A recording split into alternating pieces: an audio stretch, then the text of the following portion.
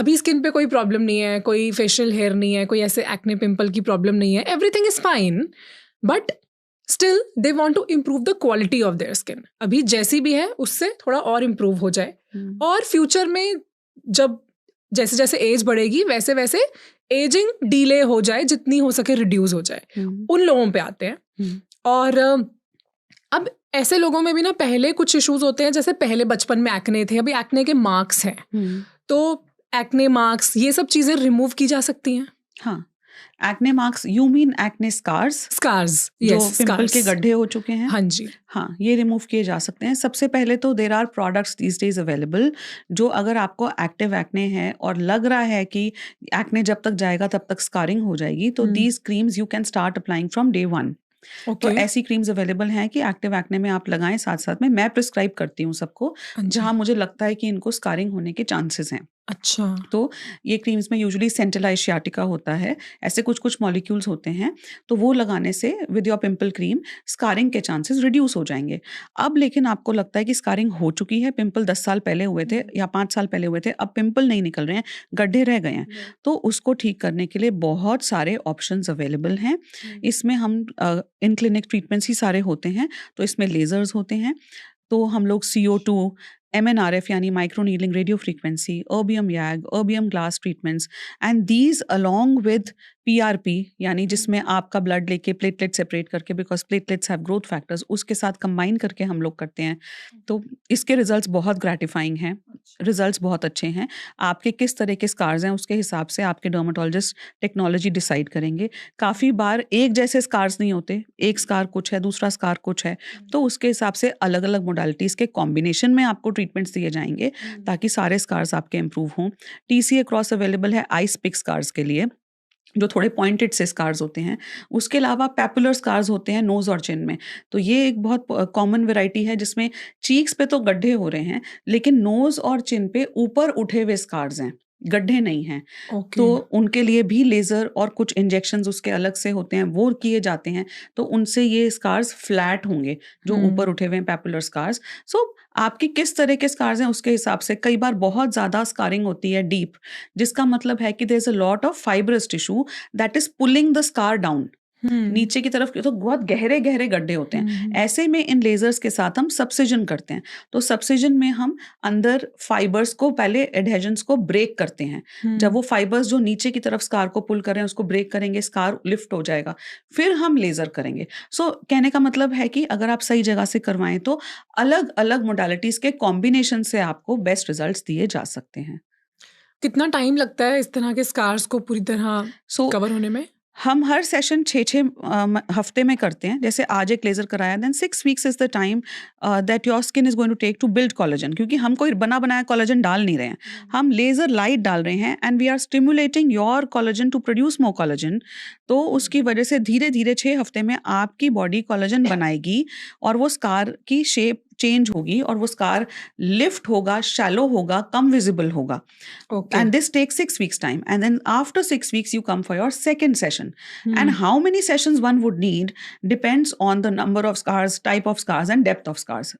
कोई आपके किसी क्लाइंट की हम फोटो दिखा सकते हैं हमारी ऑडियंस को, जिन पहले आए थे काफी स्कार्स और एक transformation, so that they can understand कि क्या अचीव किया जा सकता है? हाँ, we can do that. We have a lot of patients जिन्होंने कंसेंट दी है, तो वो आई एम ग्रेटफुल कि उन्होंने, उनकी कंसेंट है फोटोग्राफ्स दिखाने की, तो वो हम दिखा सकते हैं। सो एक्ने स्कार्स के बाद I want to talk about stretch marks, because that's another problem जो हो गया है। एक बार स्ट्रेच मार्क्स आ गए हैं, मोस्टली प्रेगनेंसी के बाद या एक्सट्रीम वेट लॉस के बाद, उसके लिए क्या सोल्यूशन हो सकता है?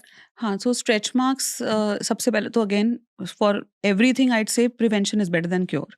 तो ना बने स्ट्रेच मार्क्स, वो इंपॉर्टेंट है। प्रेगनेंसी में तो चलो हम कुछ कर नहीं सकते, लेकिन when you are losing weight, gaining weight, then you can be a little more cautious. Use products at the time when you are going to the gym, you know कि अब मैं वेट लॉस पे हूँ तो stretch marks होने वाले हैं। Toning exercises करें, और साथ में there are stretch mark products like anti stretch mark creams. हाँ, तो not every stretch mark cream works, तो उसको भी you have to decide wisely, तो जिसमें रेटिनॉल हो, ऐसे मॉलिक्यूल्स हों जो कि कोलेजन रीमॉडलिंग में हेल्प करें, तो वो आप उसी समय लगाना शुरू करें। और आजकल तो रेटिनॉल ऑयल फॉर्म्स में भी आ गया है कि oils are the spreadability is better, आसानी से फैल जाएगा, तो वो लगाने से आप you can apply that on a larger area also, so that's economical also. और फिर कुछ ना कुछ मतलब करें, या तो कम से कम कोकोनट ऑयल लगाएं, बिकॉज अल्टीमेटली स्ट्रेच मार्क बन रहा है स्किन के स्ट्रेच होने से। तो वो स्ट्रेच जब हो रही है, वो फट रही है, तो उसमें जितना आप उसको मॉइस्चराइज करोगे उतना आप रिड्यूस करोगे, which is why I see that most of Bengali patients that I see, since they eat a lot of fish, तो उनका ओमेगा 3 बहुत अच्छा होता है, और इस वजह से उनको सबसे कम पोस्ट प्रेगनेंसी स्ट्रेच मार्क्स होते हैं बंगाली विमेन में। एंड उसी तरह से omega 3 is good for hair also, so they have very healthy hair also, so which also means कि आप कर सकते हो इंटरनली इसको ठीक, if you increase your omega 3, vitamin E और लगाने के प्रोडक्ट्स जिससे स्किन हाइड्रेटेड रहे, तो उतने स्ट्रेच मार्क्स नहीं बनेंगे। So this was about prevention. लेकिन अब हम क्योर की बात करें, अब स्ट्रेच मार्क्स बन चुके हैं, तो again laser, there is no other option other than laser. तो लेजर आप करवा सकते हैं, 100% रिजल्ट नहीं आएगा, but it will definitely become better. Better in what sense? Stretch marks become narrower and shallower. तो उनकी चौड़ाई और उनकी गहराई कम हो जाएगी with the lasers, so visibility, appearance उनकी कम हो जाएगी, but they can never go. ये तो कोई बोल ही नहीं सकता दुनिया में कि हम आपके स्ट्रेच मार्क्स पूरी तरह गायब कर देंगे, वो नहीं हो सकता, but they definitely become better. तो there are treatments, there are lasers, again lasers with PRP, या क्योंकि कॉम्बिनेशन में करने से हमेशा रिजल्ट्स आर सुपीरियर। ओके, और anyone can undergo such?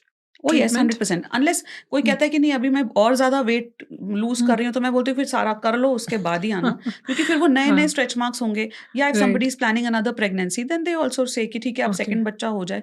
Back acne भी होते हैं कुछ लोगों को, उसका क्या रीजन होता है? So back acne is also another very common problem.